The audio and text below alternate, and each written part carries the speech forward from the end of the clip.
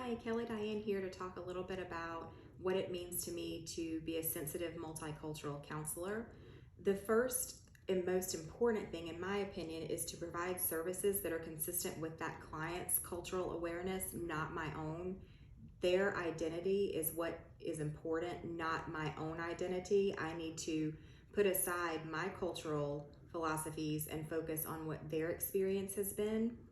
You want to do this by continuing to learn what their cultural experience has been, what different cultures they are a part of, and then focus your counseling on those things. You want to integrate your theoretical approaches into their experience, not your own. These things could be that they have a different sex, race, sexual orientation, religiosity than you do. So you have to put aside your internal beliefs and your intrinsic philosophies to really honor theirs. This is basically an opportunity to be willing to learn about someone who is different than you and to meet them where they're at. There are a lot of things that could be very difficult to be a multicultural counselor. Some people just out of the gate are very uncomfortable intrinsically with people who are different than they are. So you really have to work on being accepting and understanding a person's differences from your own. Sometimes people have a more individualistic culture instead of a collective culture. This was according to Rubin, Milanov, and Paolini.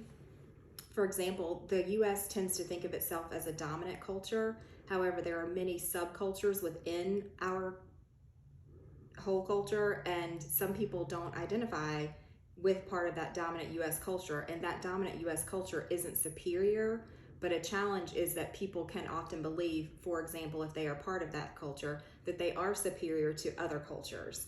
So you want to really focus on the individual in a collective thought process. So you want to see how they fit into a part of the cultural within themselves, not just lump them into a group, but you want them to show you and to be able to share with you what their exact experience has been. Another challenge is that it could simply make the counselor uncomfortable talking about these differences. That could be because they are a different race, a different sex, a different religious background, and just not a willingness to learn about that person, which is a barrier to really helping them. Something else that is kind of a barrier would be really out of the gate asking, I see that you are different from me in this manner. That may not be something the person is ready to discuss with you. It may be something that's very obvious to you. If the person is a male, it's very obvious to me that they're male. I don't need to address that. It may be something they're not ready to speak about. It may be something they're not even interested in speaking about at the time. So these are some things that could make it difficult to counsel in a multicultural way. There are several strategies to be multiculturally sensitive. One of them is cultural humility, which means to let go of your cultural superiority that I discussed earlier, meaning talking about when the US is a dominant culture. You want to let go of that and really see yourself within the cultures that you are also a part of, not just one dominant culture. That's according to Hook, Davis, Owen, Worthington, and Utsi. They discuss cultural humility. Another thing, according to Sue, is you want to learn multicultural skills. There are 3 types of skills that you could really integrate, according to Sue.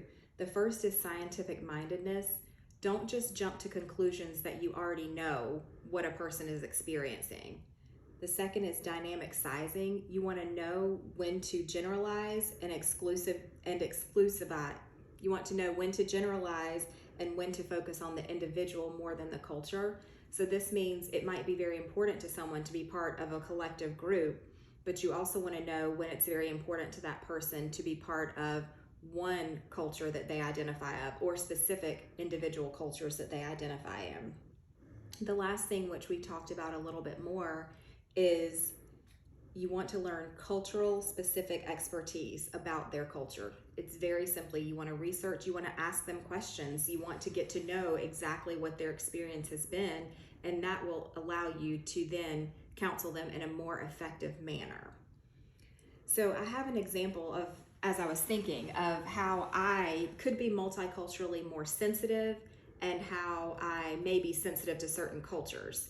So I was thinking back into my own life, and the biggest thing that came to mind was my daughters are both gay and they are both atheists. So while we share the culture of being female, one is what would be considered a child, one is an adolescent. Those are cultures I'm not a part of anymore. They also are in the LGBTQ community, which I'm not. We have experienced discrimination firsthand. We've lost friends, we've lost play dates, we've been persecuted because of their religiosity in ways that other people felt their culture was more superior because they were spiritual. So I feel like that has been a good learning experience for me and allowed me to begin really focusing on cultures that are different than mine, making me aware that I'm not just part of this dominant US culture, that there are other cultures I am a member of and cultures that people who are close to me are a member of that I need to learn about and ingratiate into my life. So I think this would be really a good, helpful start for me into multicultural counseling, as I've had an opportunity to learn a little bit about other cultural groups that I am not a part of. Thank you.